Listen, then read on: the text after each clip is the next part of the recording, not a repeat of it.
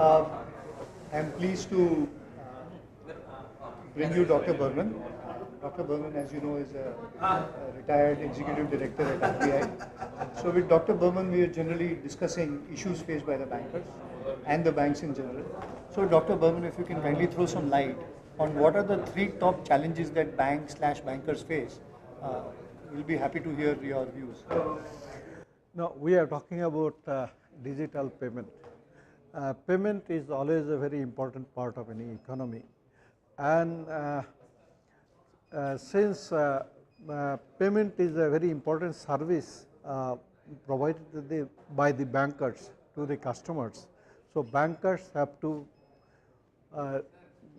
find out how to push payment, digital payment in a big way. And for that, banks have to understand the customer demand. At the same time, the supply has to match the demand. And the challenge is that today the cash is deeply entrenched, and cash provides a lot of convenience to the customers at no cost. So if banks have to match that, they have to find out a way of say coming out with the kind of a digital payment which is more or less like cash, which is a big challenge. That is the number one challenge. Number two challenge is that customers acceptability. For that, on the supply side, there has to be infrastructure created so that anywhere, anytime we can do digital transactions. It has to be, it can be either through mobile or through POS. This is why we need to, banks have to create that facility. Third is there has to be a communication superhighway. Digital money moves digitally. So we must have a like national highways where the vehicles move. We must have every nook and corner of the country covered by the connectivity technology, and where the communication does not drop, so that there are chances of failures are very less. So in my view, these three are very important challenges that we need to address to make digital payment a part of life of people for all kinds of transactions. So when it comes to banks, is it talent versus capital, or is it my legacy investment that I want to recover, or is it that I am afraid to venture into new territory? What are the shades that are actually affecting this move forward? See, first of all, there are problems of legacy systems. Banks have already invested huge lot in the legacy system. There are businesses which have been developed around those legacy systems. Now, along with that, there are a lot of vested interests which come in. One has to try to break out of this. That is almost like a revolution, and revolution does not come that easily. You need a trigger. You need a trigger. That's very important. See, in that connection, I think the government and the central bank can definitely help by becoming the referee with some business rules, and as a referee to tell the system that, look here, you have to play the game in this manner. This kind of a push from government and regulator will definitely help the players in the market to come out with products and products for the customers, and then educate the customers to go to this. Do you think this capital concern of investments can be done away by some kind of a tax write-off or something one-time grant, just as we are recapitalizing banks? Can it be part of the conditions that we will recapitalize you if you also do this as a part of that, and I'll give you an additional 50 crores to mitigate your losses there? Because there is a certain case for a payback. So, and the typical example, operations research, and you are an great scholar in econometrics. When you replace all the bulbs at one go, the savings of having 15 bulbs that will fail 1 year later are far greater than actually replacing all of them in one go. So those economics would come in play here, and with government pushing for grants or some relaxation by RBI on CRR or SLR, some non-conventional measures, you think they could help the system? Yeah, it's a very, very interesting question and a very important question, I must say. I think we as a research community have not really applied our mind to the extent the issue demands to try to address the issue of gains and losses by pushing the digital payments into the system. In my view, government has to be in the prime of the movement.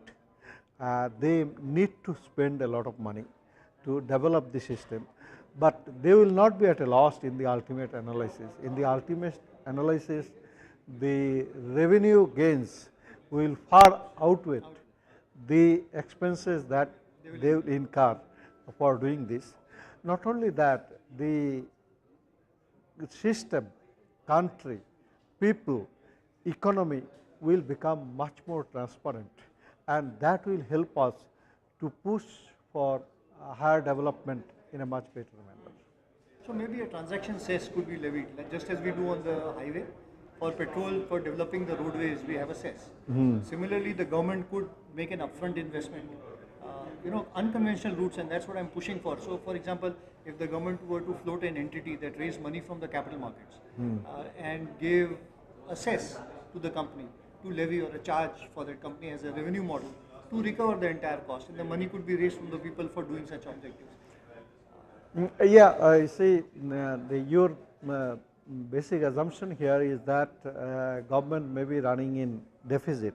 That's why they may have to no, I'm saying impose the some. May lack funds because they have social priorities more than commercial priorities. No, if through this process they can earn more of revenue, rather than the more of spending, they will not lack the funds. So what is that? That is that by pushing this, if you are in a position to widen your network of taxes much more than otherwise, I think government should do it. So what it can have. Is this will help in reduction of taxes because your tax base will widen.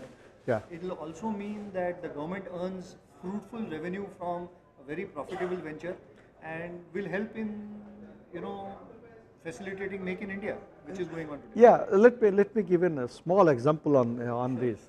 See, sometimes back, someone was mentioning that our the bhajiwalas, vendors, etc. in Mumbai, the amount of money they give to be in the business is quite huge.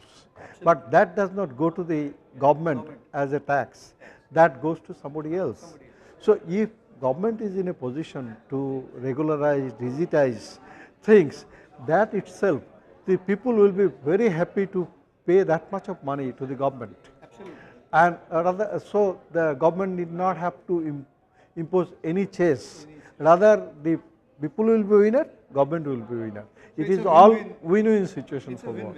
So what in your view, since you have been in the space for so long, you have been on the regulatory side, you have been on the supervisory side, you understand a little bit into the government's mind, you understand, you're a common man like us, you understand the common man side. What do you think is stopping this? What really needs to be the tipping point for this to happen? See, the issue that comes out is that individually we are all great people. This country is a great people. When it comes to the organizing ourselves collectively and to push things, I think we always find a lot of difficulties, particularly in a democratic system. Say, democratic system has lot of positive things, but at the same time you allow everybody to have their say. In the process, things become slow. We don't get the kind of speed that we like ourselves to have, but we are moving slowly and surely. No, that is very clear. That's if you what look at is the last it. 15 years, Yeah. I think the gradient has moved significantly. Yeah, so it that's will be unfair to say that we are getting stymied or we are stuck. Yeah. in some quagmire or we are in some quicksand and Right. sinking. That is not happening clearly. We are clearly moving forward. The pace, however, can jumpstart if we move towards some of these Jumpstart. I think these innovations. if we focus ourselves much more, say much more clearly and with more vigor, possibly we'll progress much better. Much better. Thank you, Dr. Burman. It Thank was you, wonderful having you. thank you, Thank you so thank you. much.